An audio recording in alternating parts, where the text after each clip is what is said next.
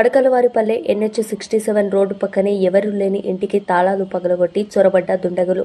బాధితులు శ్రీనివాసులు, శివకుమారి వివరాల మేరకు 12 తులాల బంగారం, 4 లక్షల నగదు, భూమి, పాస్బుక్స్, డీకేటీ పేపర్స్ చోరీకి గురైందంటున్న బాధితులు. కేసు నమోదు చేసి విచారణ వేగవంతం చేసిన పోలీసులు.